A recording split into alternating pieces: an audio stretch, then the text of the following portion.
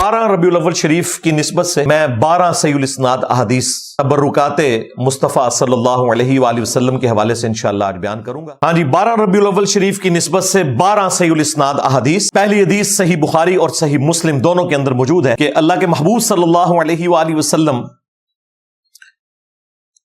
एक बड़े तश्त के अंदर, बड़ा बर्तन, उसके अंदर वुजू फरमाया करते थे। इसमें फायदा ये होता था कि जब नबी अलैहिस्सलाम वुजू करते थे ना बर्तन के जरिए, तो वो पानी जो टपकता था वो उस बड़े बर्तन में जमा हो जाता था, जमीन पे नहीं गिरता था। और उसके बाद सैयदना बिलाल रज़ियल्लाहु ताला अन्हु नबी अलैहिस्सलाम का वो बड़ा बर्तन सहाबा इकराम में ले आते थे और सहाबा इकराम अलैहिम रिदवान उस पानी से, जिससे नबी अलैहिस्सलाम ने वुजू किया होता और वो वुजू का टपका हुआ पानी होता था, उससे तबर्रुक हासिल करते थे और उस पानी को अपने जिस्म के ऊपर मलते थे। हत्ता के बुखारी मुस्लिम के अल्फाज हैं कि अगर किसी सहाबी को वो पानी ना मिलता तो वो दूसरे सहाबी जिसने वो पानी मला होता था उसकी तरी से अपना हाथ मल के अपने जिस्म के ऊपर मलते थे। अल्हम्दुलिल्लाह। दूसरी हदीस सही बुखारी में बड़ी मशहूर हदीस है। सुलह हुदैबिया के मौका के ऊपर जब सुहेल इब्न अम्र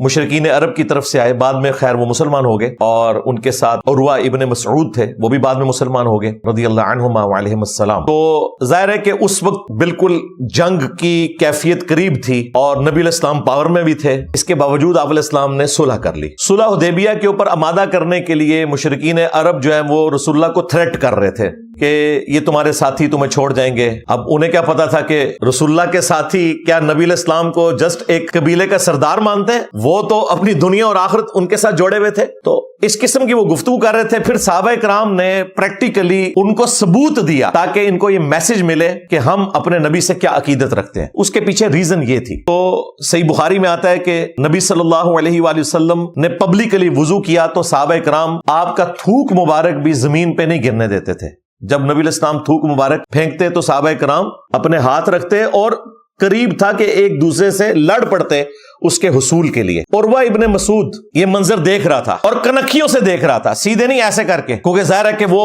एक थोड़ी अपने अंदर एक वो तकब्बुर वाली बात भी होती है। और फिर उसने ये सारा जो मंजर देखा ना, उसने जाके मुशरिकीन अरब को बताया कि भाई इनके साथ जंग करने का कोई फायदा नहीं, सुलह ही कर लो, क्योंकि मैं, अब ये अल्फाज जरा उर्वा इब्न मसूद के सुने, वो कहते हैं कि मैं दुनिया के सारे बड़े बड़े बादशाहों के दरबार में गया हूं। मैं कैसर के दरबार में भी गया, रोमन अंपायर का हेड, मैं किसरा के दरबार में भी गया, पर्शियन अंपायर का हेड, दोनों सुपर पावर्स, मैं नजाशी के दरबार में भी गया, लेकिन मैंने किसी भी दरबार में दरबारियों को अपने बादशाह की वो रिस्पेक्ट करते हुए नहीं देखा जो रसूलुल्लाह के साथी उनकी रिस्पेक्ट करते हैं सल्लल्लाहु अलैहि वसल्लम। अल्लाह की कसम, जब वो वुजू करते हैं तो वो उनका थूक मुबारक भी जमीन पे गिरने नहीं देते, बल्कि अपने हाथों पर लेते हैं और अपने जिस्म पे मलते हैं। वुजू का पानी नीचे जमीन पर गिरने नहीं देते, अपने हाथों पर लेते हैं और अपने जिस्म पे मलते हैं, और अगर किसी को ना मिले तो वो दूसरे से उसकी तरावट लेके अपने जिस्म के ऊपर मलता है। और अल्लाह की कसम, जब वो कोई हुक्म देते हैं तो वो फौरन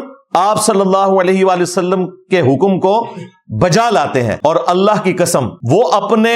पैगंबर की ऐसी ताजीम करते हैं कि वो निगाह उठाकर भी उनकी तरफ नहीं देखते। ये आपको पता है, ये बड़ी हैरानकुन बात मैं आपको बता रहा हूं। यहां तो लोग कहते हैं हम हर वक्त हुजूर को देखते रहते हैं। सहाबा इकराम नबी अलैहिस्सलाम की तरफ टिकटिकी बांध के नहीं देखा करते थे, देख ही नहीं सकते थे, ताब ही नहीं ला सकते थे, और एहतराम भी करते थे, हमेशा नजरें झुका के बैठते थे। और ये उर्वा ने देखा तो फिर उसने मुशरिकीन अरब को कहा कि तुम इस शख्स के खून के प्यासे हो कि जिसके असहाब जो है उसका वुजू का पानी नीचे नहीं गिरने देते, वो उसे नुकसान पहुंचाने देंगे, तो बेहतर यह कि सुलह कर लो। और फिर सुलह हुदैबिया होगी। तीसरी हदीस सही मुस्लिम में है। अनस इब्न मालिक कहते हैं कि नबी सल्लल्लाहु अलैहि वसल्लम जब फजर की नमाज पढ़कर फारिग होते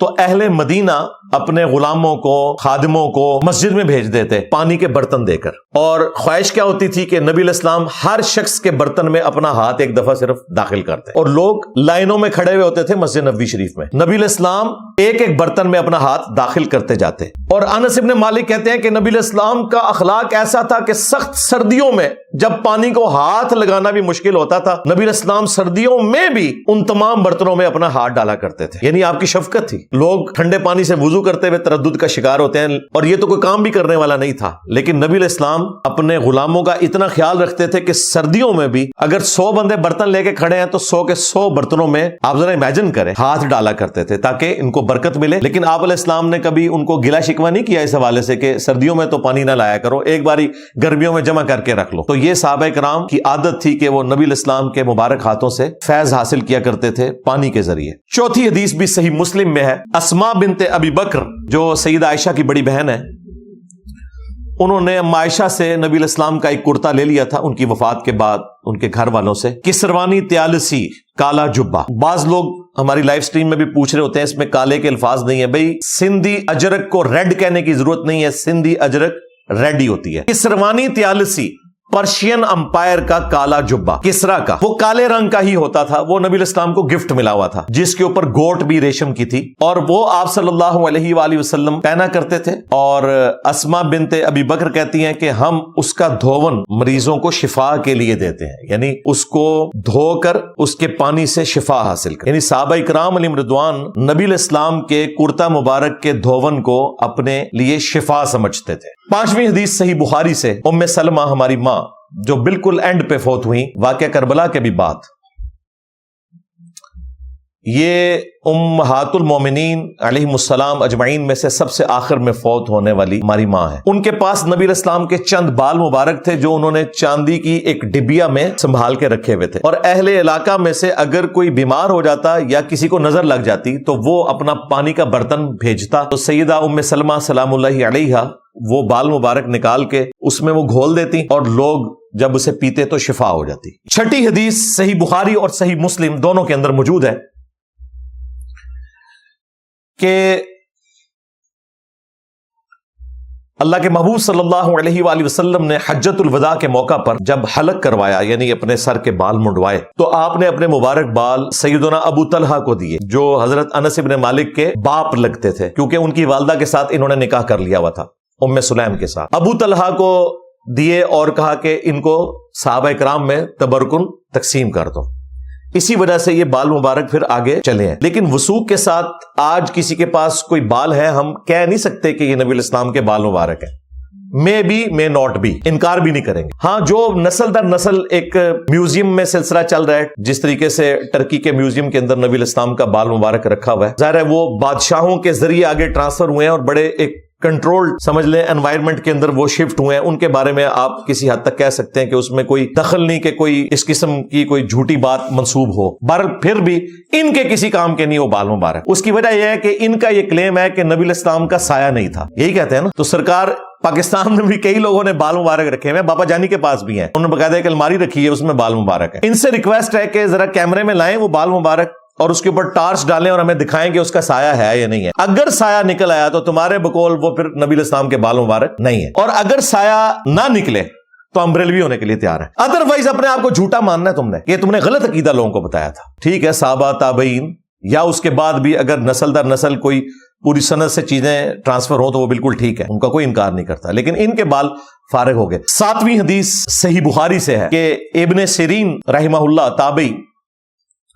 ایک دوسرے تابعی تھے عبیدہ، ان کے پاس بیٹھ کے ان کو بتاتے ہیں کہ میرے پاس نبی علیہ السلام کے بال مبارک ہیں جو حضرت انس ابن مالک کے گھر والوں سے ہمیں ملے، کیونکہ انس ابن مالک کے ہی وہ باپ تھے ابو طلحہ جن کا میں نے بتایا جنہوں نے بال مبارک تقسیم کیے تھے۔ تو وہ دوسرے تابعی کہتے ہیں کہ اللہ کی قسم میرے پاس اگر حضور کا ایک بال بھی ہو تو دنیا اور جو کچھ دنیا میں ہے اس سے بڑھ کر مجھے محبوب ہے صرف ایک بال نبی علیہ السلام کا میرے پاس ہونا، وہ تابعی کہتے ہیں۔ یعنی تابعین میں بھی یہ لیگیسی ٹرانسفر ہوئی ہے، وہ نبی علیہ السلام کے بال مبارک کے حصول کے لیے کوشش کرتے تھے اور اسے فیض کا تبرک کا ذریعہ سمجھتے تھے، الحمدللہ۔ پھر صحیح بخاری میں ایک اور حدیث ہے جس سے بات شروع ہوئی تھی کہ انس بن مالک رضی اللہ تعالیٰ عنہ کے پاس نبی علیہ السلام کا ایک لکڑی کا پیالہ تھا جس میں وہ پانی پیا کرتے تھے، اور اس پیالے کو ایک ہلکا لگا ہوا تھا لوہے کا اس کی شیپ کو مینٹین کرنے کے لیے۔ حضرت انس بن مالک نے ارادہ کیا کہ میں اس کی بجائے نہ سونے یا چاندی کا کڑا اس کے اوپر لگوا لوں، کیونکہ اللہ کے نبی کی ایک یادگار چیز میرے پاس ہے جس میں نبی علیہ السلام نے کئی دفعہ پانی پیا ہے۔ تو کہتے ہیں کہ جب میرے باپ کو پتا چلا ابو طلحہ کو، تو انہوں نے مجھے منع کر دیا کہ نبی علیہ السلام کے پیالہ مبارک کی کوئی چیز بھی نہ بدلو، وہ لوہے کا ہے، لوہے کا ہی رہے، چاہے اس کو زنگ لگ جائے، کچھ ہو جائے، لیکن تم نے اس کو بدلنا نہیں ہے۔ یعنی صحابہ کرام اس چیز کا بھی اہتمام کرتے تھے کہ نبی علیہ السلام کے تبرکات کو ان کی اصلی شکل میں رکھا جائے۔ 9ویں حدیث، جامعہ ترمذی اور سنن ابن ماجہ کے اندر حدیث موجود ہے۔ نبی صلی اللہ علیہ وآلہ وسلم ایک صحابی کے گھر تشریف لے گئے تو آپ علیہ السلام کو پیاس لگی تو گھر والوں نے اشارہ کیا کہ فلاں جگہ وہ مشکیزہ لٹک رہا ہے تو آپ اس سے پانی پی لیں۔ نبی علیہ السلام نے بجائے ان سے پانی منگوانے کے آپ خود اٹھے اور آپ علیہ السلام نے اس مشکیزے کو منہ لگا کے پانی پیا، اور یہ صرف اس مشکیزے کو یا اس بوتل کو آپ منہ لگا کے پانی پی سکتے ہیں جس کا منہ بند ہو، ادروائز اگر بیچ میں کوئی کیڑا گیا ہو تو وہ نقصان ہو سکتا ہے۔ نبی علیہ السلام نے جب پانی پی کے دوبارہ مشکیزے کا منہ بند کیا تو وہ ان کی جو گھر والی ہیں وہ بھی صحابیہ تھی، وہ کہتی ہیں کہ جیسے ہی نبی علیہ السلام واپس پلٹے تو میں نے فوراً اس کا چھری سے منہ کاٹا اس مشکیزے کا اور اپنے پاس تبرکن رکھ لیا کہ اس کے ساتھ میرے نبی صلی اللہ علیہ وآلہ وسلم کے مبارک ہونٹ لگے ہوئے۔ صحابہ کرام نے اپنا مشکیزہ اس کا منہ کاٹ لیا، یعنی کہ وہ ایک قسم کا مشکیزہ دنیاوی اعتبار سے ضائع ہو گیا اور آخرت کے اعتبار سے ہمیشہ کے لیے سیف ہو گیا کہ اس کا جو اگلے والا حصہ ہے وہ کاٹ کے انہوں نے تبرکن اپنے پاس رکھ لیا۔ یہ احادیث گواہ ہیں کہ صحابہ کرام نبی علیہ السلام کے تبرکات کا کتنا احترام کیا کرتے تھے،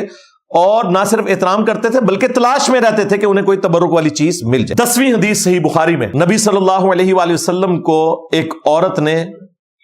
اپنے ہاتھوں سے چادر بنا کے گفٹ کی، بڑی اچھی چادر، اور صحابہ کرام کہتے ہیں کہ نبی علیہ السلام کو اس چادر کی اس وقت ضرورت بھی تھی۔ بسا اوقات تو نبی علیہ السلام صرف ایک ہی چادر اوڑے ہوتے تھے، کبھی کبھار 2 چادریں بھی، غربت کی وجہ سے، اور یہ فقر آپ نے اڈاپٹ کیا۔ تو نبی علیہ السلام کو جیسے ہی اس نے چادر گفٹ کی نا تو آپ علیہ السلام اندر تشریف لے گئے اور آپ نے اس چادر کو تہمت بنایا، اور جو آلریڈی آپ نے چادر پہنی تھی وہ اوپر لے لی اور باہر تشریف لائے۔ جیسے ہی باہر آئے تو وہاں ایک صحابی بیٹھے تھے، ان کا یا رسول اللہ یہ چادر کتنی خوبصورت ہے جو آپ نے تہمت پہنی ہوئی ہے، اگر آپ یہ مجھے گفٹ کر دیں۔ کوئی لحاظ نہیں کیا کہ یہ ابھی تو حضور کو ملی ہے اور حضور کو ضرورت بھی تھی۔ نبی علیہ السلام فوراً اٹھے، اندر تشریف لے گئے، اور پیچھے اب صحابہ کرام اس کی کلاس لے رہے ہیں کہ یہ تو نے کیا حرکت کی ہے، نبی علیہ السلام کو ضرورت بھی تھی تو،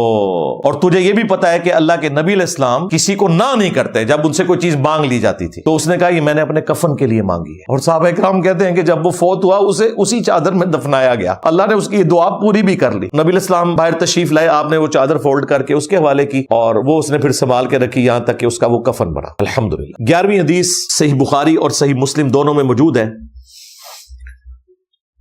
ام سلیم، وہی انس بن مالک کی جو والدہ تھی، ظاہر ہے وہ نبی السلام کے گھر فریکوینٹلی آتی تھی، اپنا بیٹا انہوں نے وقف کیا ہوا تھا آپ کی خدمت میں، تو وہ ایک دن آئیں تو انہوں نے دیکھا کہ نبی الاسلام جو ہے وہ آرام فرما رہے ہیں، اور وہ راوی کہتے ہیں کہ جب نبی الاسلام سویا کرتے تھے تو آپ کو کثرت سے پسینہ آیا کرتا تھا، تو ام سلیم نے ایک بڑا برتن لیا اور انہوں نے نبی الاسلام کا پسینہ مبارک اس میں جمع کرنا شروع کر دیا۔ حضور سوئے میں اور کوئی بال مبارک داڑھی کے کوئی چادر پہ یا قمیض پہ لگے ہوئے ہیں جو اتر گئے ہوئے ہیں، وہ بھی ساتھ ساتھ انہوں نے نا جمع کرنے شروع کر دی۔ نبی الاسلام کی فوراً آنکھ کھل گئی، آپ نے فرمایا یہ کیا کر رہی ہو؟ ان کا یا رسول اللہ آپ کا پسینہ مبارک سب سے بہترین خوشبو ہے اس دنیا کی، ہم اس کو اپنے عطر میں ملاتے ہیں خوشبو حاصل کرنے کے لیے، اور بال مبارک بھی آپ کے تبرکن رکھتے ہیں۔ تو نبی الاسلام نے فرمایا تم نے اچھا کام کیا، نبی الاسلام نے اسے انڈورس کیا، یعنی آپ صلی اللہ علیہ وآلہ وسلم کا پسینہ مبارک کوئی عام پسینے کی طرح نہیں ہے، اس میں سے خوشبو آیا کرتی تھی، اور یہ پروٹوکول صرف نبی الاسلام کا ہے۔ 12 نمبر حدیث صحیح بخاری میں اوپر تلے 10 احادیث امام بخاری نے لی ہیں اور ان کے اوپر چیپٹر کی ہیڈنگ بنائی ہے نبی الاسلام کی جگہوں کو تلاش کر کر کے وہاں پر نماز پڑھنا، اور وہ عبداللہ ابن عمر کا عمل لے کے آئے ہیں کہ وہ سفر حج کے دوران ان جگہوں کو تلاش کیا کرتے تھے جہاں اللہ کے نبی علیہ السلام نے اپنے سفر حج میں نماز پڑھی تھی۔ ایون وہ راوی کہتا ہے کہ کئی جگہوں پر مسجد میں انہوں نے نماز نہیں پڑھی، مسجد کے پاس کوئی پتھر تھا، کوئی ٹیلا تھا، وہاں پہ نماز پڑھی، کیونکہ انہوں نے کہا کہ جب میں نبی علیہ السلام کے ساتھ حج پہ گیا تھا تو آپ نے اس جگہ پہ نماز پڑھی۔ اور مسند احمد میں تو یہاں تک آتا ہے کہ جہاں نبی علیہ السلام نے اپنے سفر مبارک میں کسی جگہ پیشاب کیا تھا نا، تو عبداللہ ابن عمر اپنی عقیدت کی وجہ سے اسی جگہ پر اتر کر پیشاب بھی کرتے تھے، یہاں پہ نبی علیہ السلام نے پیشاب کی۔ اس لیول تک عقیدت تھی صحابہ کرام کو نبی علیہ السلام کی جگہوں کے ساتھ۔ تو آپ اندازہ کریں نبی علیہ السلام کے تو معجزات، آپ علیہ السلام کی پرسنالٹی کی جو ایکسٹراڈنری خوبیاں انبلیویبل ہیں۔ صلو علی محمد وآل محمد، اللہم صلی علی محمد وعلی آل محمد واصحاب محمد وازواج محمد وامت محمد اجمعین الی یوم الدین، آمین۔